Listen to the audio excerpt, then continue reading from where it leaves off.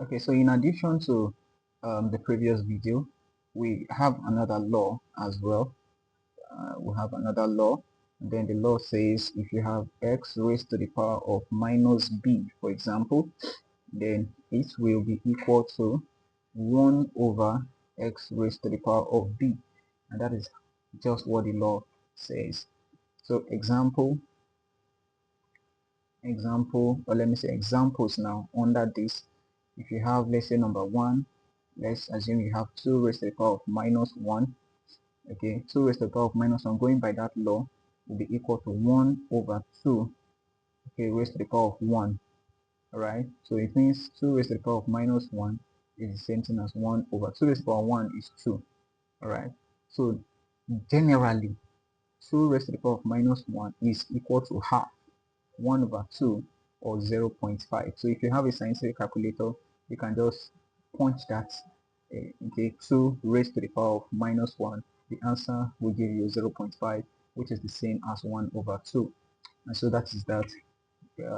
If you use your calculator to press 2 raised to the power minus 1 and it gives you 0.5, that should convince you that this law is actually correct. So you can also apply that in any other example. For example, if you say 4 raised to the power of minus 5, the answer will be 1 over 4 raised to the power of 5, and you can leave your answer like this. Okay, so that is that about this law. If there's also another law that says, suppose you have x raised to the power of a equal to x raised to the power of b. Now the law says that um, when there are two index, okay, they have the same base but different power, all right, and they are equal to each other. They have the same base but different power, and they are equal to each other.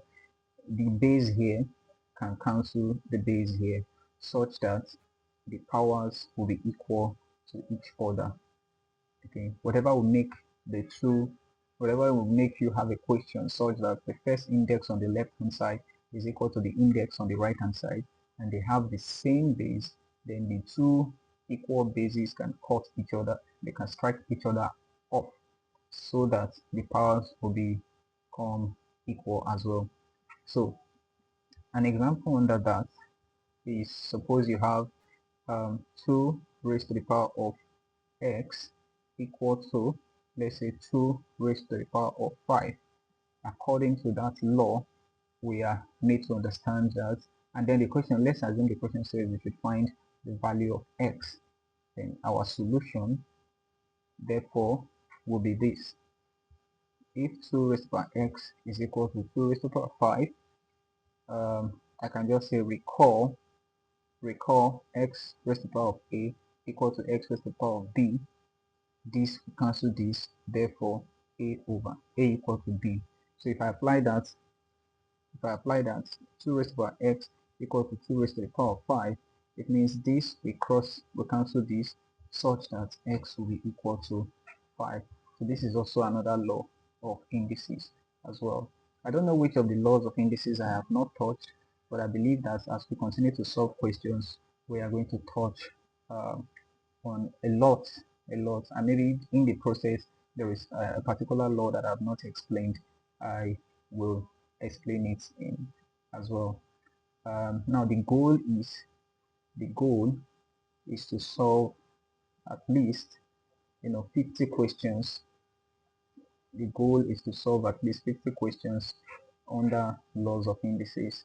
I don't know how many I'll be able to solve today, but I will start from simple and graduate into complex, believing that you will follow along with me. Now, let me start immediately. I will not solve the whole 50 questions here. I might solve 2 or 3 as the case may be, but in subsequent videos, I will continue to create and solve questions, and I believe that if you solve as well, you can gain mastery of this topic under consideration. So let me start with the first one.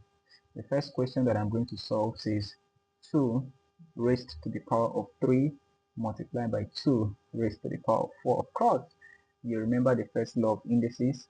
The first law of indices that says x raised to the power of a times x raised to the power of b is equal to x raised to the power of a plus b. So if you have this as a question, then you should know that the answer will be 2 raised to the power of 3 plus 4, and then your final answer will be 2 raised to the power of 7, because 3 plus 4 is equal to 7. So if you're able to solve this, then congratulations, I can give you 5 marks for getting the answer. Now, this is the second question that I want us to solve. Suppose you have 5 raised to the power of 7 multiplied by 5 raised to the power of 2. Again, the first law of indices is applicable. Remember, the first law of indices says y raised to the power of a multiplied by y raised to the power of b. Don't forget, it's the same thing. Whether you're using x or using y, same thing.